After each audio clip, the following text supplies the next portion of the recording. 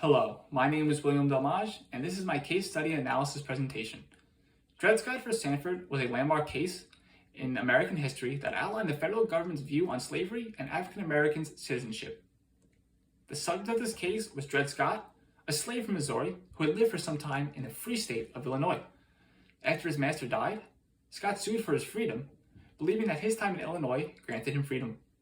Simply, the Supreme Court ruled that Scott's time in Illinois did not make him free. The significance of this case cannot be overlooked. Simply, by hiding the tensions between the North and South regarding the issue of slavery, Dred Scott v. Sandford was a major cause of the American Civil War.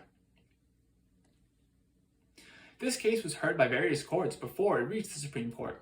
First, in 1846, Scott and his wife sued Irene Sandford in a St. Louis Circuit Court. After 2 trials in a St. Louis Circuit Court, the Scotts won their freedom. However, after this ruling was appealed to the Missouri Supreme Court by Irene Sandford, the Scots' slave status was reinstated. This ruling was affirmed by the United States Circuit Court for the District of Missouri after Scott appealed the ruling of the Missouri Supreme Court. Finally, in 1857, Scott appealed this case to the United States Supreme Court, which ruled in favor of Sandford, keeping the Scots enslaved. As previously stated, slavery was a contentious issue in the United States.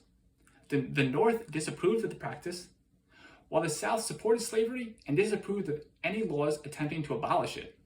Consequently, in an attempt to avoid civil war, the federal government passed various compromises to appease the North and South, including the Missouri Compromise of 1820. This compromise admitted Missouri to the United States as a slave state and Maine as a free state. Furthermore, this compromise stated that any state admitted to the United States north of Missouri's southern border was to be a free state.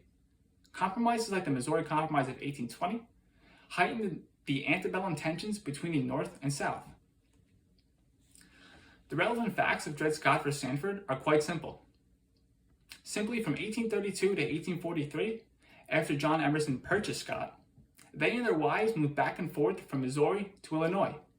That is, they moved back and forth from a free state to a slave state.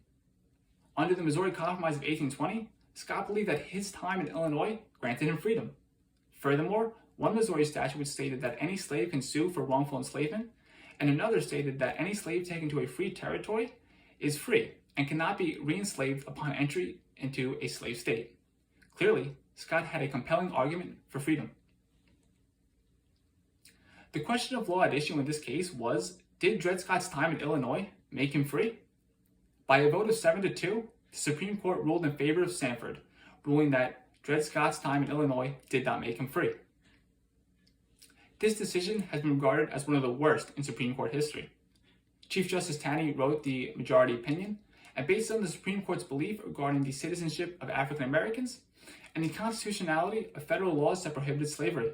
First, Chief Justice Taney wrote that African Americans were not and can never be citizens of the United States because the writers of the Constitution did not designate the term citizens to African Americans. Secondly, he stated that all laws that prohibited the spread of slavery were unconstitutional because the Fifth Amendment of the Constitution stated that the federal government had no power to take away the property of citizens without due process.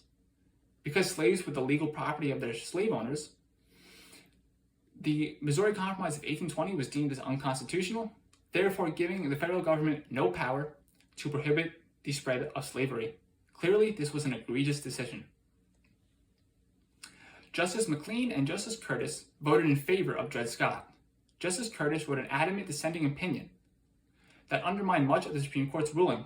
First, he stated that African Americans were citizens of the United States because when the Articles of Confederation were ratified, all free African Americans voted in state elections. Secondly, he stated that Article 4, Section 3 of the Constitution gave Congress the power to create laws to govern new territories of the United States, including laws to allow or prohibit slavery. Clearly, Justice Curtis's dissenting opinion undermined much of Chief Justice Taney's majority opinion. As previously stated, Dred Scott v. Sandford was a major cause of the American Civil War. Consequently, at the conclusion of the war, Congress passed various amendments that gave protection to African Americans under the Constitution. First, the 13th Amendment abolished slavery. This reversed the Supreme Court's ruling that previously stated that the federal government had no power to prevent the spread of slavery. Secondly, the 14th Amendment gave all citizens in the United States, free and former enslaved African Americans, equal protection under the Constitution. This reversed the Supreme Court's ruling that stated that African Americans were not and can never be citizens of the United States. Clearly, the 13th and 14th Amendments reversed the atrocious rulings of the Dred Scott v. Sanford case. That concludes my presentation. Thank you for my time.